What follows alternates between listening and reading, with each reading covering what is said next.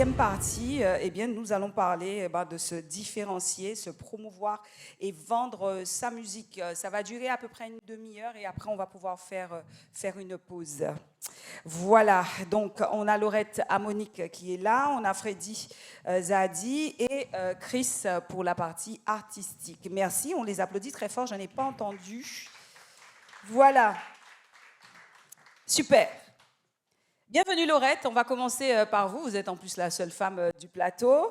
Alors Laurette Amonique, elle est ingénieure culturelle puisqu'elle a créé le Carré Culture. Alors accrochez-vous, la dame, elle est ingénieure. D'accord ? Donc je vais demander à un ingénieur de m'expliquer à moi, Yemouna, comme si j'avais 5 ans, des trucs d'ingénierie. On est mal barré, vous n'êtes pas sorti d'ici. Je dis quoi, 30 minutes, c'est ça ? Bon, alors Laurette, vous avez bien compris qu'il va falloir simplifier au maximum le discours. Hein. Je vous fais confiance.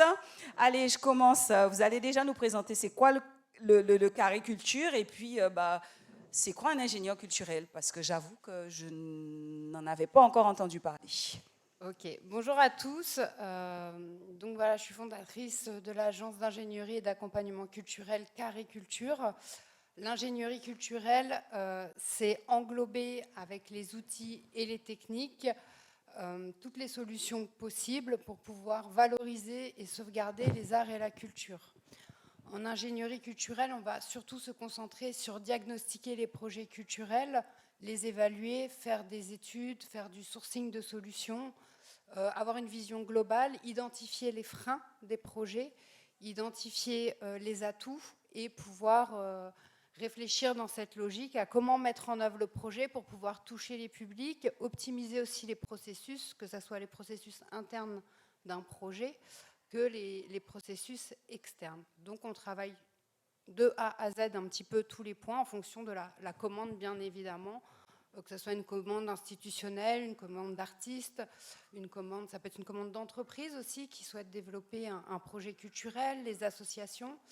Et voilà, donc on échange, on fait parler au maximum la personne avec laquelle on est en relation pour comprendre ses objectifs, où elle a envie d'aller, quel est son budget et qu'est-ce qu'on peut mettre en place pour l'accompagner afin qu'elle atteigne ses objectifs. Vous avez dit budget, donc ça veut dire que vous coûtez cher ?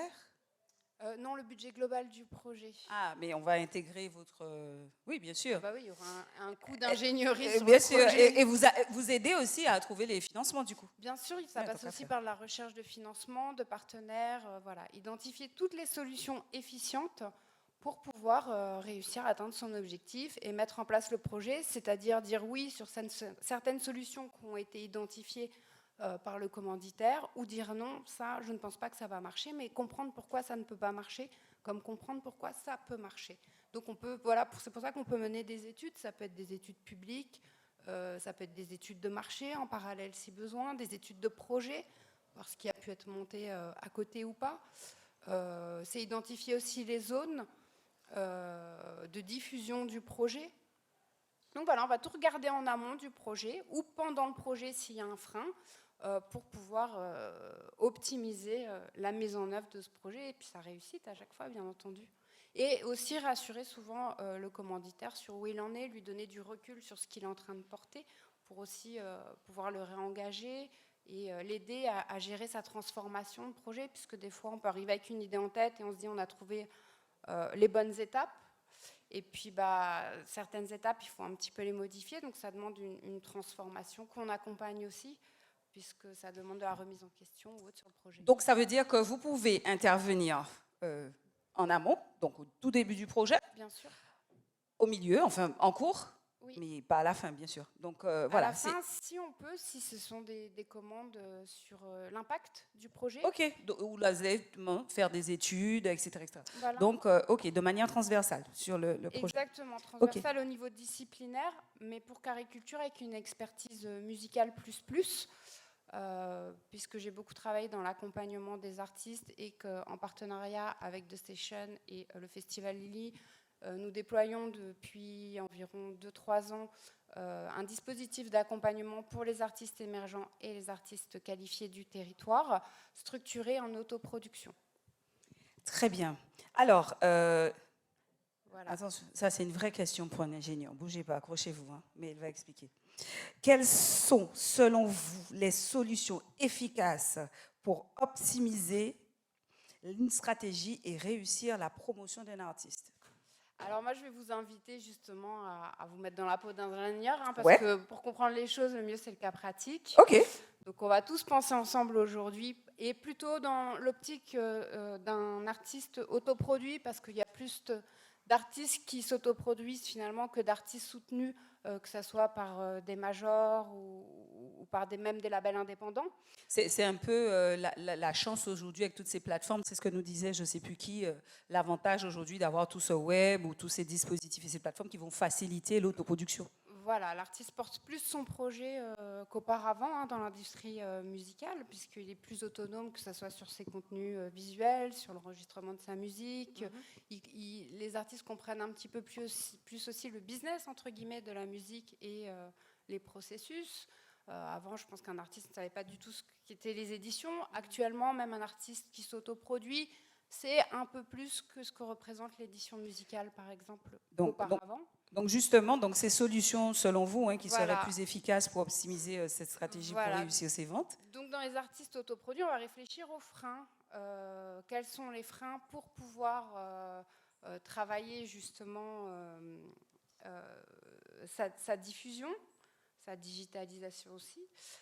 Donc on va se rendre compte qu'il y a plein d'outils qui ont été cités, TikTok, Facebook. Tout ça, ça génère déjà du temps. Ça demande du temps et il n'y a pas forcément sur le budget la possibilité de prendre une agence de com. Ça, c'est un premier frein. Voilà, on réfléchit en tant qu'ingénieur. Qu'est-ce qu'on identifie comme frein encore? Le budget. C'est-à-dire qu'on peut mettre sur les réseaux sociaux, mais il y a toujours Facebook qui vient dire « boostez votre pub », Instagram « boostez ». Donc ça, c'est encore un budget. Est-ce qu'on a envie de le booster si en plus on a déjà identifié ou pas son avatar? C'est une question aussi de regroupement des données. Michel en parlait tout à l'heure. Ces données, comment aussi on va les optimiser? C'est bien beau de pouvoir toucher des gens, mais il faut pouvoir avoir aussi une visibilité sur leurs usages pour pouvoir derrière rentabiliser son investissement de diffusion. Donc ça fait énormément de questions pour des artistes autoproducteurs. Il y a la question de quel territoire on touche. Certes, on peut toucher maintenant le monde entier, mais il y a quand même des réseaux, des niches à identifier et bien connaître son public. On est aussi dans une ère d'information. L'information va très vite, il faut que ça soit à chaud. Donc ça peut être 3, 4 posts pour vraiment aller chercher son public et être dans la relation de proximité, comme ça a été évoqué tout à l'heure. Comment on le fait? Ça demande encore du temps, du budget. Il faut générer des contenus visuels, ce n'est pas juste un mot à mettre. On peut réfléchir à la musique qu'on engage dessus, donc ça demande beaucoup d'éléments. Ensuite, il y a être propriétaire de ces données. Sur Facebook, on ne reste pas propriétaire de ces données. Donc ça, c'est une autre question aussi qui est à se poser. Voilà, donc si vous en avez, pourquoi pas, en complément, moi j'ai trouvé une liste de plus de 20 freins. Hein. Comment on travaille son originalité aussi. Bon, très bien. En tout cas, de toute façon, donc du coup, on va rester là-dessus et puis vous êtes à disposition quand même de nos après, invités. juste pour conclure, oui. Donc une fois qu'on a identifié des freins, on va essayer d'identifier les indicateurs. Ça a été vu tout à l'heure, c'est le nombre public, etc. pour les artistes autoproduits. Et les atouts, c'est de trouver la solution technique. Et justement, là, avec Cariculture, nous, on s'est associé avec une start-up qui travaille sur des plateformes musicales afin de permettre de regrouper, les données, de rester propriétaire et autres, en créant aussi des automatisations pour gagner en temps. Donc je pense qu'à l'heure actuelle, par rapport pour les artistes autoproducteurs qui ont moins de moyens, je pense que les réponses vont vraiment passer par la technique, comme à chaque fois dans l'industrie musicale, c'est la technique qui est utilisée, qui transforme derrière le milieu. Merci beaucoup Laurette, qu'on applaudit très fort. Et puis, ça va? Vous êtes toujours avec moi? Super. Allez, on va passer à notre prochain invité. Son métier, c'est de vendre, hein, puisqu'il est distributeur. Il s'agit de Freddy Zahadi, de Believe. Believe, ça vous parle ou pas? Ça te parle? Quand même. Très bien. Donc, son métier, c'est de vendre. S'il y en a Anne qui est bien placée ici pour en parler. Donc, tu vas nous faire partager ton expérience. tout d'abord en nous présentant quelque part Believe. N'oublie pas, comme si j'avais 5 ans. 5 ans. Ok. Bonjour à toutes et à tous. Freddy Zadi, enchanté de faire votre connaissance et merci d'avoir pris le temps de venir ici pour pouvoir échanger avec nous. Donc, je suis label manager et artist relation manager chez Believe, qui est une société qui fait principalement de la distribution digitale. Elle a été créée en 2005 par 3 associés. Je vous épargne le nom des 3. Et la mission de Believe, en fait, est de servir au mieux les artistes et les labels, en les accompagnant tout au long du développement de leur carrière, avec en fait plusieurs convictions profondes. La première est que chaque artiste est différent. La seconde est que sur chaque territoire, il faut pouvoir en fait donner la priorité aux artistes locaux. Donc ça, c'est surtout sur le fait que Believe a plusieurs filiales locales. Et dans chaque filiale, en fait, on donne vraiment la part belle aux artistes locaux. Pour vous prendre un parallèle avec une major sans faire de concurrence, où en fait, certains projets internationaux vont devenir une priorité sur la France, par exemple. Believe, c'est vraiment voilà, les artistes locaux qui doivent être les stars en fait, de la maison de disque. Ensuite, il y a aussi le fait que la digitalisation va de pair en fait avec la digitalisation de la musique doit aller de pair en fait avec le développement digital de la carrière. Je m'explique. C'est pouvoir donner en fait à travers notre backstage par exemple des outils aux artistes et aux labels pour pouvoir développer leur carrière, leur donner accès à de la data, on en parlait tout à l'heure, leur donner accès à plein d'outils en fait qui vont leur permettre de piloter au mieux leur activité musicale et de développer leur audience en fait.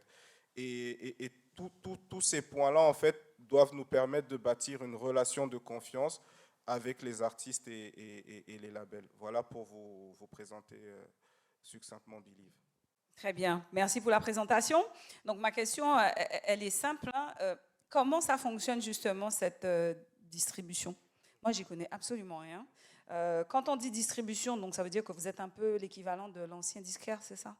Pas vraiment, hein. Je me suis encore trompée. Non, parce Pascal, que, tu dis rien. en fait, notre rôle, pour schématiser, c'est Ouais. de pouvoir en fait faire en sorte que la musique soit disponible au niveau digital partout. Donc ça. sur toutes les plateformes possibles et imaginables dans le monde entier. C'est comme si vous vendiez des disques, on est d'accord, mais en digital. Non. Oui, mais on n'est pas le disquaire puisque le disquaire. C'est qui le disquaire? L'éditeur, L'éditeur. c'est non, le disquaire c'est la plateforme. Oui, c'est ça, Voilà, c'est ça. voilà. Ok, très bien. Voilà. Alors, donc comment ça fonctionne en gros? Et on a aussi une activité de live parce qu'on. En streaming? Non, le Live, live, le concert. Le concert. Voilà, on fait de la synchronisation aussi. Bref, on a pas mal de choses et on distribue aussi en physique. On le fait aussi. Via les plateformes. Non, là c'est chez le disquaire pour le coup. Ça va aller. Non, mais je crois qu'il va falloir qu'on fasse une pause, hein, Yemouna? En fait, Merci de venir à mon secours, Chris. le métier de Believe, c'est celui de distributeur. C'est-à-dire, à l'époque, la personne qui était chargée de récupérer les cartons de CD et de les distribuer dans chaque magasin pour que les gens puissent trouver le disque ou le CD, ben, c'est ce travail-là qu'ils font.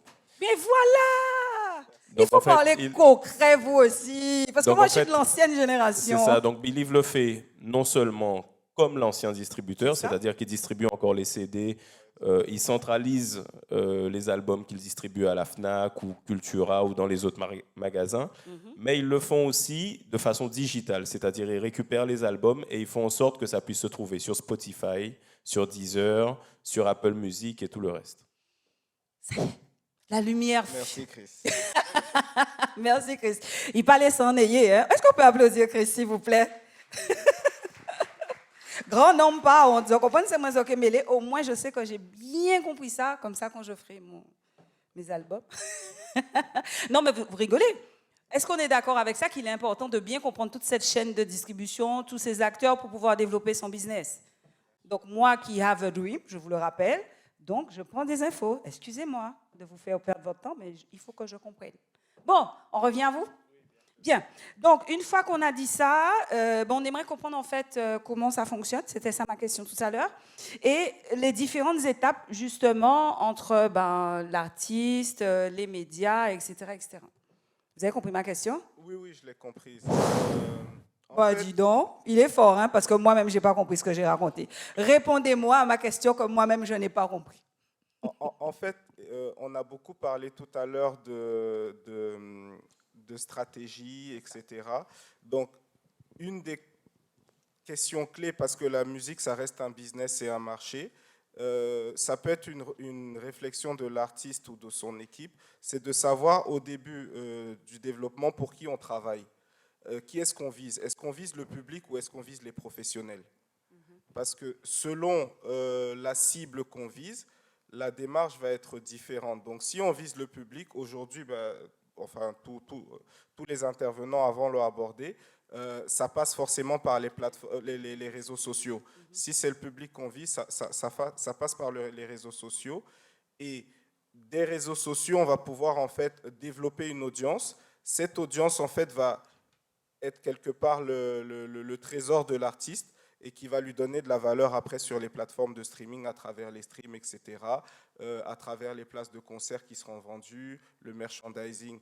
Donc, si on travaille pour le public aujourd'hui, dans un premier temps, ce sont les réseaux sociaux. Maintenant, il y a un modèle aussi de développement qui est un peu ancien, mais qui continue à persister, c'est de commencer par la scène.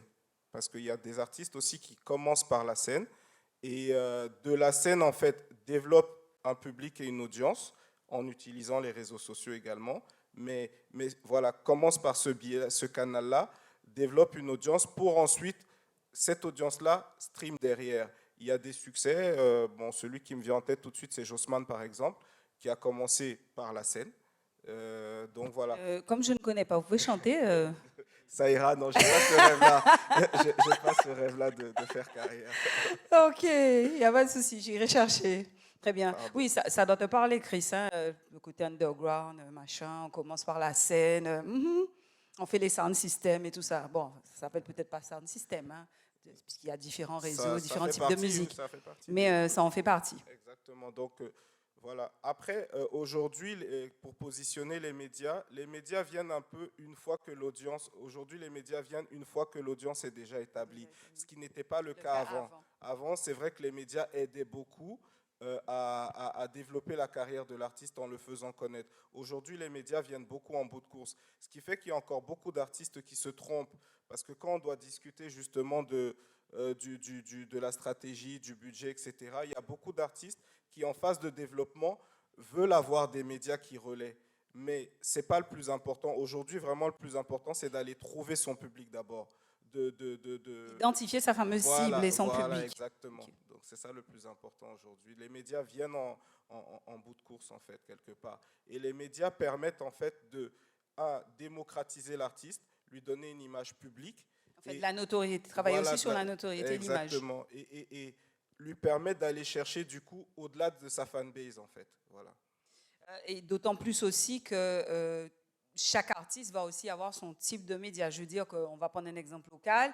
Guadeloupe, la première, pour ne pas les citer, ou série, reste des plateformes, enfin des médias généraux, alors qu'Énergie ou Trace, etc., auront un autre type de public. Donc, il est aussi, quand vous intervenez avec les artistes, vous faites aussi cette différence-là avec eux et leur dire qu'ils ne peuvent pas non plus être diffusés partout. Oui, bien sûr. Selon le stade de développement de l'artiste, effectivement, on fait appel à certains médias. Maintenant, je dirais, c'est plus l'artiste grossit, plus les médias seront généralistes. C'est beaucoup plus ça que je dirais. Et pas forcément, parce que là, on est tous, là, on est sur le territoire français, donc rien n'empêche à ce que si le média il est spécialisé sur un type de musique, qu'il soit en Guadeloupe, en Martinique, à La Réunion ou dans la métropole, rien n'empêche qu'il relaie l'artiste. Maintenant, il y a des médias généralistes sur la Guadeloupe qui ne vont pas encore relayer l'artiste parce qu'il n'est pas à ce stade de développement-là, en fait. Voilà. Très bien, merci beaucoup Freddy Zahadi, qu'on applaudit très très fort. Il est là. Ben justement, on va pouvoir échanger avec lui. Alors, Chris, est-ce que je suis obligée de présenter Chris? On va dire simplement pour aller vite, auteur, compositeur, interprète et aussi producteur. Alors, tu produis pour toi, mais aussi tu as aussi produit pour les autres. C'est ça. Voilà, c'est ça. On va aller très très vite là-dessus parce que moi, j'ai beaucoup. Alors, on a entendu beaucoup de. Alors, ne le prenez pas mal, hein, de personnes des techniciens, des personnes qui accompagnent, qui sont un peu à côté de l'artiste, mais qui, en tout cas, sur la casquette qui a été présentée aujourd'hui, vous voyez comment je fais beaucoup de... Hein, plus la partie accompagnant. Là, du coup, on a vraiment quelqu'un, un artiste, donc du coup, de son état, et en plus, qui a aussi cette casquette de producteur, mais qui va vraiment nous livrer ses impressions par rapport déjà à tout ce que tu as entendu, donc tu es libre de t'exprimer là-dessus, mais aussi eh bien, nous faire vivre par rapport au thème, eh bien, comment toi tu intègres toutes ces stratégies digitales du web et cette communication par rapport à ta pratique. Donc on est vraiment là dans du partage d'expérience. Oulé. Yes, merci beaucoup, Yemouna. En fait, justement, avant de parler de moi ou de parler d'autre chose, je voudrais saluer la qualité des intervenants qui sont là aujourd'hui et leur complémentarité, puisque on a monsieur du CNM, mais on a aussi Michel Beltan. Bon, elle n'a pas eu beaucoup de temps parce que je pense que si elle devait parler de tout son parcours, ça nous prendrait beaucoup de temps. J'ai connu Michel en radio, mais également chez Believe, Sur Trace, voilà, etc. Oui. et chez Believe où elle a beaucoup œuvré justement pour les artistes antillais. Et c'est marrant aussi de voir Samuel et Léa sur la même table que Michel, puisque vous êtes dans la continuité en fait du travail qu'elle fait. C'est une autre génération. Donc, c'est ça, c'est-à-dire que Michel est parti et eux, ils sont arrivés. Non, Michel est encore là. Tu es toujours chez Believe. Michel est là, il faut qu'elle reste encore. Chez Vagram. En fait, ce qui est intéressant, Yemouna, c'est que Samuel et Léa font un travail chez Universal où justement ils peuvent sensibiliser cette grande maison sur le talent de nos artistes locaux. Et ils font rentrer justement ces artistes chez Universal, donc je vous félicite pour ça. D'autant plus que justement en étant chez Universal, ils bénéficient d'une palette d'outils extraordinaire, puisque Universal, c'est la plus grande société au monde pour la production de musique et de divertissement en général. Donc, lorsque des artistes antillais, grâce à eux, entrent dans cette maison, ça leur permet tout de suite, s'ils travaillent, de toucher un autre niveau. Donc, bravo pour ça et continuez votre boulot, c'est super. On peut les applaudir. Merci beaucoup, Chris, de le relever, c'est important. Et puis, je pense que la diversité même des gens qui sont là, Full Music, enfin, voilà, il y a vraiment un plateau très, très intéressant. Et je peux en parler d'autant plus que j'ai pratiqué, je dirais peut-être pas tous les métiers, mais quasiment tous les métiers dans la musique, puisque j'ai été un artiste underground, des sound systems, ensuite artiste dans un label indépendant, ensuite signé en licence dans une major, moi-même producteur d'artistes indépendants, producteur d'artistes signés en maison de disques. Donc en fait, j'ai un peu fait la boucle en passant par le management, l'édition, l'organisation de concerts que j'ai pas pratiqué en tant que métier, mais par obligation parce que j'étais là sur des projets et qu'il fallait porter manœuvre, comme on dit. Je crois que c'est pour ça que tu as été choisi. Bon, il y avait plein d'artistes, mais c'est pour que tu puisses avoir cette approche systémique globale. Donc par rapport à ton retour, je pense que c'est ce qu'a voulu l'organisation. Oui. Donc, sens-toi libre de t'exprimer là. Il n'y a pas de problème. C'est Madame Brugère du CNM qui est là. Non, Madame Brugère n'est pas encore arrivée. Non, elle, c'est le Pass Culture. Ah, c'est du Pass Culture, c'est pas grave. Okay. Quand vous prendrez la parole, j'en saurai plus sur votre mission. Oui. En fait, par rapport à mon intervention, donc on parlait de se différencier, se promouvoir, vendre sa musique. Je pense que beaucoup de choses très intéressantes ont été dites, notamment par Freddy. Parce qu'en fait, ça ne se joue plus au niveau des médias. Comme il a dit, ça se joue en bout de course. Donc, d'après ce que je vois de comment les choses se passent aujourd'hui, au niveau de la création même de la musique, de la musique qu'on produit, du cœur de métier, je pense qu'il y a deux stratégies pour un artiste qui veut se faire remarquer aujourd'hui. C'est soit l'originalité. Elle a dit tout à l'heure... parlait d'originalité et d'authenticité. C'est Ça, ça, c'est revenu déjà aussi. Oui, alors être authentique, il faut toujours être authentique. Mais dans cette authenticité, on peut choisir soit d'être original par rapport à ce qui se fait, ou soit d'être dans une tendance. Alors souvent, quand on est jeune, on ne se pose même pas la question de la tendance. C'est-à-dire que quand moi j'ai commencé, le dancehall, c'était la tendance du moment au début des années 2000, mais j'avais pas l'intention de suivre une tendance. Je me suis trouvé dedans. De la même façon que les artistes qui sont émergents aujourd'hui, ils se trouvent dans une ère où c'est l'afro ou le hip-hop avec un côté très street, etc. Et ils ne se posent pas la question d'être dans la tendance, ils y sont et voilà. Donc par rapport à ça, comme le disait Léa tout à l'heure, c'est intuitivement, ils sont déjà dans les réseaux sociaux. Donc, quelque part, la stratégie d'être dans la tendance, ça se fait très naturellement. Par contre, lorsqu'on a une proposition différente, c'est-à-dire aujourd'hui, quand on est un Easy Kananga, on a une approche qui est spirituelle, qui est musicale, avec un état d'esprit particulier, avec un message. Et par rapport à ça, on doit adapter toute sa ligne de production, depuis le studio, la stratégie de communication, les médias sur lesquels on va vouloir être exposé, etc. Donc, pour moi, ce sont les deux grands axes de développement des artistes aujourd'hui. C'est soit on est original et on adapte tout derrière, ou soit on est dans la tendance, et auquel cas, les choses sont peut-être un peu plus faciles, mais à ce moment-là, il faut être hyper bon pour se faire remarquer. Voilà, parmi tous les rappeurs, il y a des rappeurs qui sortent chaque jour. Donc, qu'est-ce qui va faire qu'aujourd'hui, on va remarquer un plutôt que l'autre? Donc, c'est la question à se poser. Et donc, c'est la première chose que je voulais dire par rapport à l'aspect se faire remarquer et vendre sa musique. Alors, le deuxième aspect, c'est tout ce qui est promo, distribution. Aujourd'hui, c'est un mix.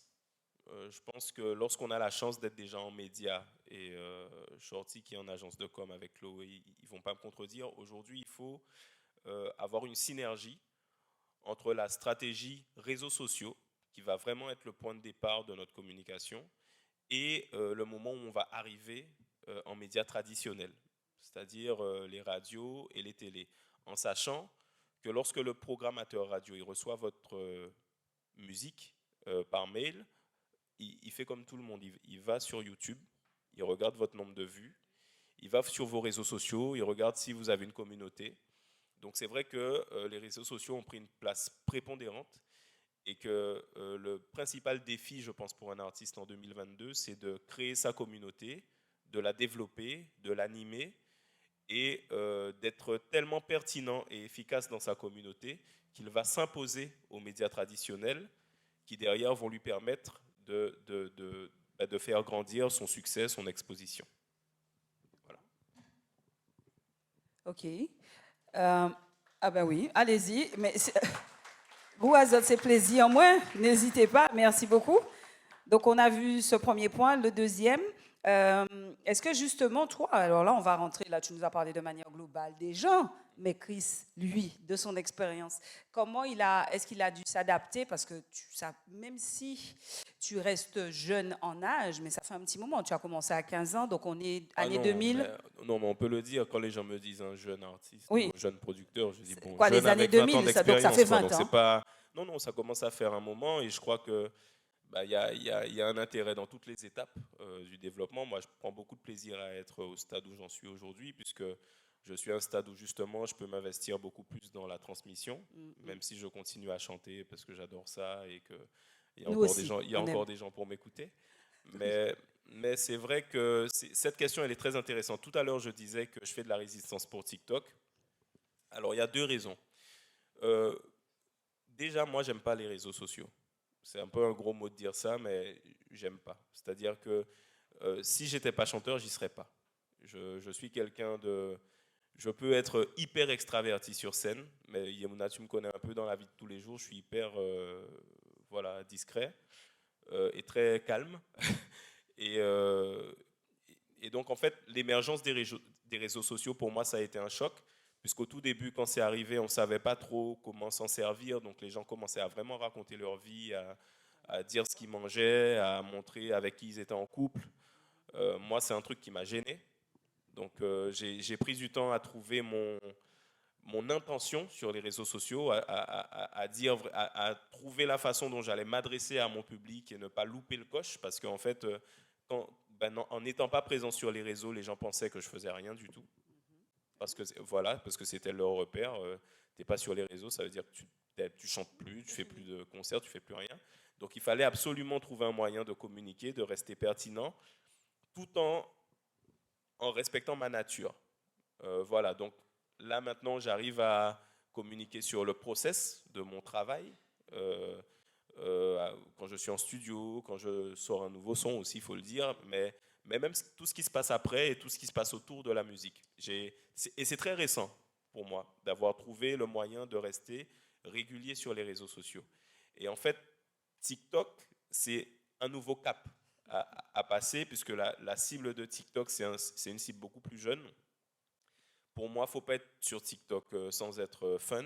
Donc, il faut trouver un moyen d'être fun, en n'étant pas trop... Voilà, donc, en fait, je sais que je dois le faire. Si, je suis fun.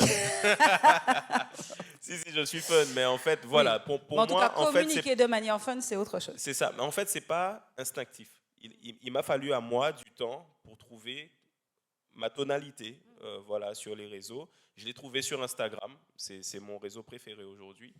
Et voilà, je pense que très rapidement, il va falloir que je me mette aussi à TikTok et que je fasse cette même trouvaille en fait de savoir comment je vais m'adresser aux gens qui sont sur TikTok en restant moi-même. Je trouve ça super intéressant parce que de toute façon, tu as dû évoluer, hein, même si tu es jeune, on est d'accord, mais ça fait un petit moment que tu es là. Donc, tu as dû cheminer, tu as dû évoluer, changer ton approche, accepter aussi de te remettre en question pour aller vers ces réseaux, mais surtout à ta façon. Donc, avec ton authenticité et ton originalité. On va revenir avec toi pour conclure et on va laisser la parole à Freddy. Juste une petite précision par rapport à TikTok pour toi en tant qu'artiste et pour tous les autres artistes. TikTok, c'est juste un moyen. C'est un réseau social comme les autres. Et on a souvent une mauvaise perception de TikTok. Sur TikTok, il y a tout type de contenu. Sur TikTok, ça va de la politique au tuto de maquillage, à la recette de cuisine, au déballage du dernier arrivage de vêtements. Et ça, il y a même la tendance aussi, les chorés, etc. Il y a vraiment de tout. Ta démarche, elle est bien dans le sens où, en fait, tu te poses la question de quel contenu tu vas mettre sur TikTok. Ça, c'est très intelligent. Pourquoi? Parce que la plupart des artistes pensent qu'ils doivent faire des chorés, ils doivent faire... Non. Suivre la tendance. Voilà, non. En fait, ce qui est important pour TikTok comme les autres réseaux, c'est de trouver le contenu qui nous corresponde, qu'on va pouvoir incarner et assumer sur la durée et répéter cette communication-là sans cesse, en fait. Et c'était juste la précision. Il ne faut pas se tromper par rapport à TikTok et avoir peur de TikTok. Non, le plus important, c'est de trouver son contenu. Juste un exemple d'une artiste avec laquelle je travaille qui s'appelle Neige. Le contenu qu'elle poste sur TikTok et qui fonctionne le mieux, ce n'est pas un contenu musical en fait. C'est une artiste, elle aime bien faire les voix off, la voix de la SNCF par exemple, la voix du distributeur, elle aime bien le faire. Ce qui fait qu'en fait, c'est ce contenu-là qu'elle poste et qui fonctionne le mieux sur TikTok. La musique qu'elle poste fonctionne moins bien que ce contenu-là. Et par contre, le succès de ce type de contenu a aidé à sa musique à être virale sur tout le reste, en fait, puisque ça a attiré une audience encore plus forte. Parce que l'idée aussi, hein, c'est de jouer, entre guillemets, je ne sais pas comment on peut dire ça, hein, mais jouer différentes stratégies et poster différents contenus sur différents réseaux, en fait, pour récupérer ce public-là, l'emmener par là, etc. Et au final, qu'on puisse développer la base fan. Donc, en réalité, si je comprends bien, et n'hésitez pas à me corriger, il n'y a pas de bon ou de mauvais réseaux sociaux, il y a simplement une question de stratégie et de ciblage, on l'a dit tout à l'heure là, par rapport à ce qu'on veut faire. Et puis surtout, moi, ce que je retiens, c'est de rester soi-même. Et ça, tu l'as dit. Et je trouve que le témoignage est très intéressant en ce sens. Dernière intervention et après, on fait la pause. Mais pas comprendre. Mais oui, la dernière, et puis après, on y va. Oui, rester soi-même, d'autant plus que, comme l'a dit Freddy, il faut être capable de reproduire le modèle de communication. Donc, si on force les choses juste pour être sur un réseau, on s'essouffle à un moment donné et puis le public il ressent quelque part le malaise qu'on peut avoir. Donc En fait, moi, pour terminer mon propos, bon, j'avais déjà terminé sur la thématique. En fait, ce que je vais quand même dire ici, c'est que bah, ici en Guadeloupe, on manque quand même de pas mal de choses. Donc j'espère qu'on pourra avoir cette conversation avec monsieur du CNM. À tel point que je pense même qu'il y a un souci d'accès aux droits pour les artistes. Je vais donner un exemple très simple. Il n'y a personne de la SACEM, c'est dommage. Je pense que la SACEM en Guadeloupe pourrait être encore plus performante. Faut savoir que les sociétés comme la SPPF et la SCPP ne sont même pas représentées ici en Guadeloupe. Donc, ce sont des sociétés qui sont hyper importantes pour les producteurs. Et le fait qu'on n'ait même pas en local l'accès à ce type d'informations, ça pose un problème. Parce que, en fait, moi, donc, j'étais en région parisienne jusqu'à 2018. C'est là où j'ai fait la majeure partie de ma vie professionnelle dans la musique. Depuis que je suis revenu ici en Guadeloupe, la mission que je me suis donnée, c'est de contribuer à la professionnalisation du métier en Guadeloupe. Parce qu'on a beaucoup d'artistes qui ont beaucoup de potentiel, qui arrivent à faire des succès locaux. Et si on n'a pas Michel, si on n'a pas Léa, si on n'a pas Samuel, ben on s'arrête là, en fait. Et on a toujours besoin d'un Antillais qui va être à Paris, qui va avoir accès aux maisons de disques ou aux instances de la musique en France, qui permettent de passer un cap dans la musique. Mais ici, en Guadeloupe, on est un peu sous un plafond de verre qui n'est pas uniquement dû au fait qu'on soit sur une île. Je pense qu'il y a beaucoup de choses qui manquent et qui pourraient exister pour nous permettre déjà d'arriver plus loin, même si derrière, quand on a un meilleur potentiel commercial pour toucher le national, c'est normal qu'on aille dans une maison de disques en France. Mais avant ça, déjà en Guadeloupe, on peut faire beaucoup mieux. Et simplement, ce que je voudrais dire aux gens ici, puisqu'il y a beaucoup de professionnels de la musique et des gens qui sont déjà dedans depuis longtemps, c'est que moi, mon propos, en tout cas ce que j'essaye de faire au maximum, c'est d'allier à mon discours les actes. C'est la raison pour laquelle je structure aussi mon label de telle façon à ce qu'en Guadeloupe, on puisse faire un travail qui soit encore plus professionnel, plus poussé, de telle façon à être capable de produire qualitativement et avec un meilleur potentiel commercial directement depuis le papillon. Voilà. Merci beaucoup, Chris. Est-ce que vous pouvez applaudir Laurette, Freddy et puis également Chris? Nous allons... Aïe, aïe, ah non, non, non, non, non, non, non, non, non, non. Qu'est-ce qu'on fait? Parce que là, on allait faire le break, mais... C'est vous qui décidez, mais on ne peut pas. Vous comprenez qu'on ne peut pas. Est-ce qu'on est d'accord? Quand on a Mr.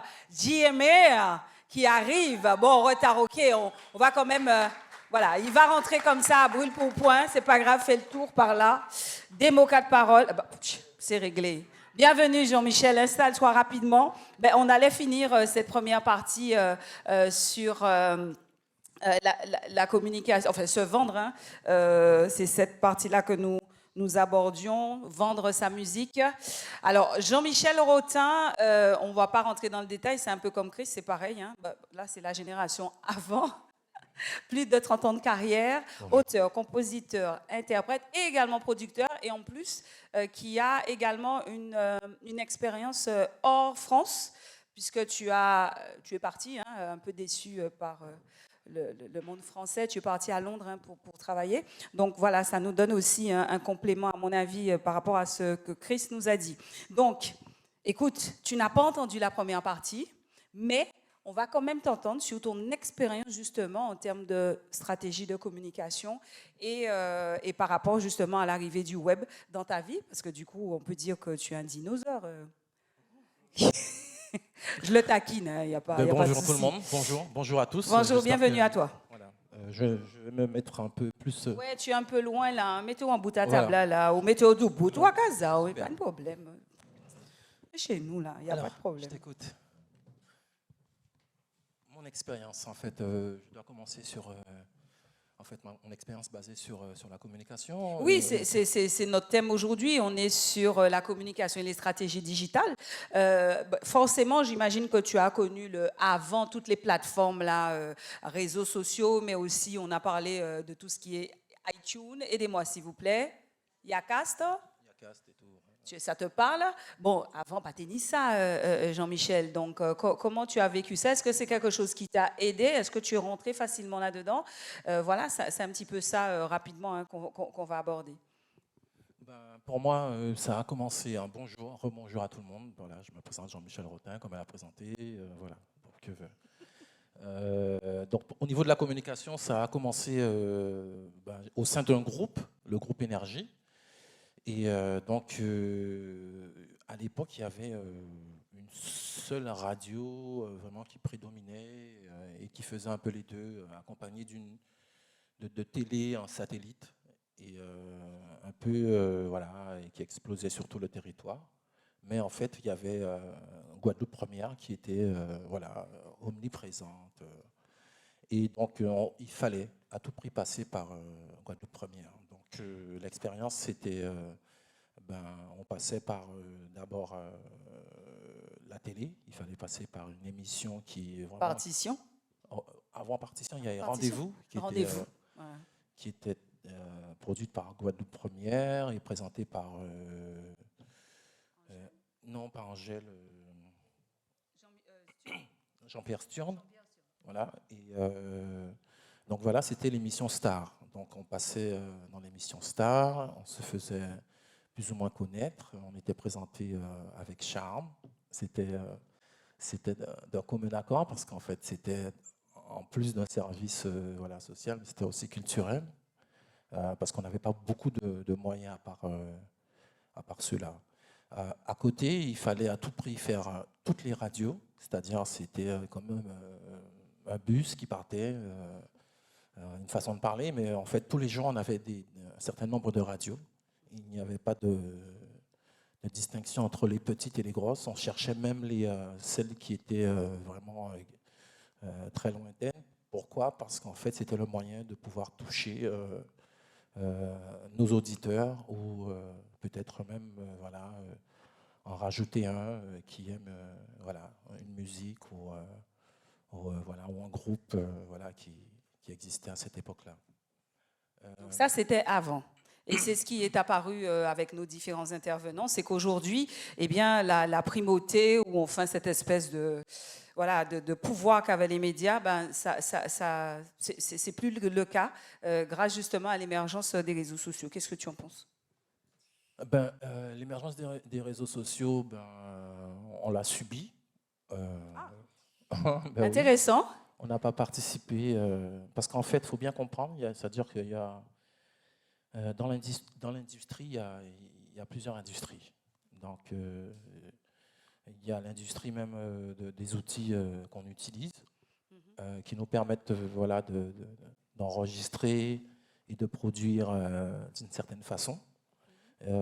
Bien sûr, sur des règles qui sont respectées pour que les auditeurs puissent recevoir la musique ainsi que la vidéo dans de certains formats. Donc voilà, donc c'est réglé déjà par cette industrie-là. Et puis après, on a les maisons de disques qui ont leurs propres lois et qui fonctionnent d'une certaine façon par rapport à cette industrie. Et nous, on arrive en bout de chaîne, même si on est au devant de la scène. Donc certaines fois, on subit, très souvent on subit. Donc les moyens de communication sont différentes.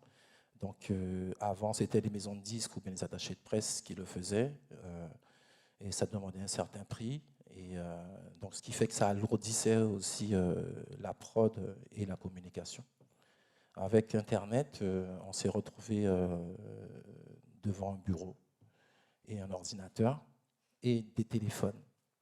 Donc ça change beaucoup de choses parce qu'en fait, en termes disons de dynamisme, il faut l'avoir dans la tête, dans le cœur, et pas au sein d'une équipe qui va être là pour se motiver et pouvoir atteindre des buts. Est-ce que Jean-Michel est présent sur un réseau social, au moins un, et est-ce qu'il l'alimente et est-ce qu'il y a une équipe autour peut-être? Parce que tu parles de subir, donc je vois ça vraiment comme une souffrance là. Non, c'est pas une souffrance. Donc ça veut dire que c'est arrivé, ça s'est imposé à toi, enfin à vous. Ben oui, il y a des choses qu'on aime bien, c'est pas forcément qu'on les aime, qu'on les subisse pas. Tu vois. Donc on est face à, voilà quoi, en même temps, nous, on offre, mais on se retrouve des fois aussi au niveau de la demande. La communication, ben, ça se fait avec des outils et des hommes. On a les pensées, mais il faut surtout aussi avoir les outils. Et Internet a amené des outils virtuels et qui n'existaient pas avant et qui sont à la portée de tout le monde. Pour les musiciens, c'est nouveau puisqu'en fait, on a travaillé avec une industrie qui n'a fonctionné que comme ça pendant très longtemps. Ça a carrément, je sais pas moi, ça a cristallisé en fait le métier. Et vu qu'on est parrainé par des anciens, donc il y a une cassure qui s'est créée et voilà, cette cassure-là, ben voilà, ça crée un retard et on le rattrape en ce moment. Bon, donc en gros, tu n'es pas très à l'aise avec cette question-là, donc Jean-Michel n'est pas présent sur les réseaux sociaux. Hein? Ben, je ne suis pas présent sur les réseaux sociaux, mais je travaille avec plein de gens avec les réseaux sociaux. Il y a, en fait, comme je disais, en fait, il y a les outils et les idées. Mhm. Donc moi, je ne suis pas celui qui... Tu es les idées. Voilà, moi, c'est les idées. Moi, c'est la manière dont je veux être vu, la manière dont je veux que ma musique soit perçue. Mhm. Et voilà, c'est surtout à ce niveau-là qu'en fait, que je communique. C'est dommage que tu n'étais pas là avant. Ça aurait été intéressant d'écouter. D'autant plus que Jean-Michel Rotin, c'est très intéressant en 2022 de se poser la question de Jean-Michel Rotin sur les réseaux sociaux aujourd'hui. Parce qu'il y a un mot qu'on n'a pas dit et qu'il faut dire, c'est que c'est une icône de la musique aux Antilles.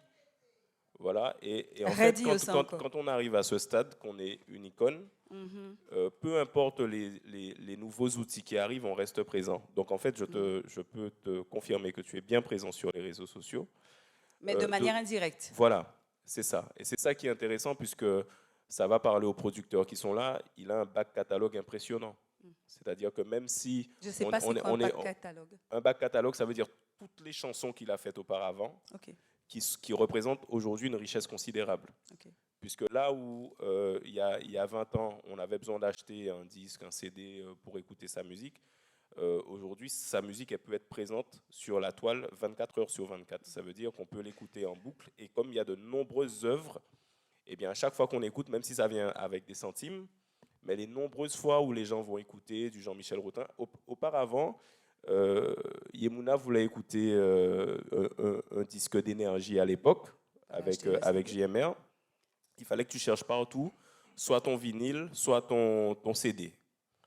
Aujourd'hui, tu as envie d'écouter un petit Jean-Michel Rotin, tu prends ton téléphone, tu ouvres ton application favorite et tu l'écoutes tout de suite. C'est immédiat. Donc, et ça fait qu'au final, il y a des écoutes. Donc, sa présence, elle est là. Elle est... Sans que ce soit lui vraiment qui soit derrière. Voilà. Contrairement peut-être à un artiste émergent, et c'est ce que moi j'ai compris, où cette implication de l'artiste va devenir presque nécessaire et indispensable pour qu'il puisse arriver, en tout cas on le lui souhaite, à ce qu'est aujourd'hui Jean-Michel. Oui. Est-ce que alors ça résume ça? il faut juste, alors pour moi, hein, c'est juste qu'il faut une personne dans l'équipe qui s'occupe de ça. C'est très bien que tu le dises, parce qu'on va en parler tout à l'heure.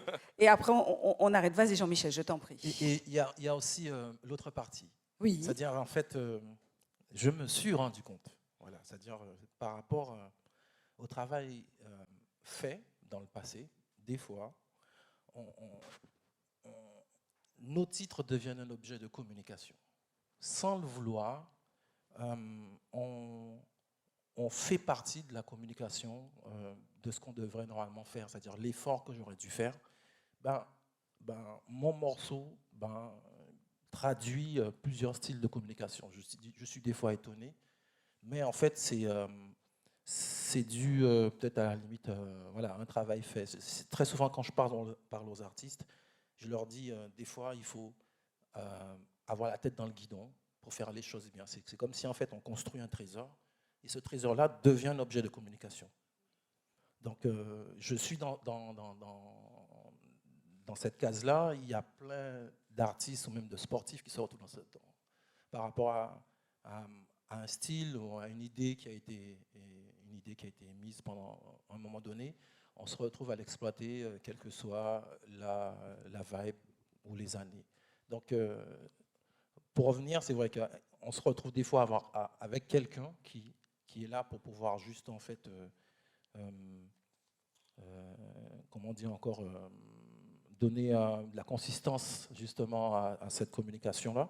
Mais sinon, en fait, des fois, en fait, le travail dans le temps a été fait et on se retrouve, voilà, voilà, c'est le public en fait qui s'empare d'un objet ou voilà, d'un vêtement ou n'importe quoi. Donc, il faut parler de ça aussi. C'est pas en termes de chance, mais c'est en termes de travail, quoi, et de résultats. Et au bout d'un moment, on se représente, on s'assimile à ce truc-là et en fait, ça devient un objet de communication. Merci beaucoup Jean-Michel Rotet qu'on va applaudir. Malheureusement, nous avons encore 2 autres thématiques à débattre. Donc moi, je vous propose de faire un break.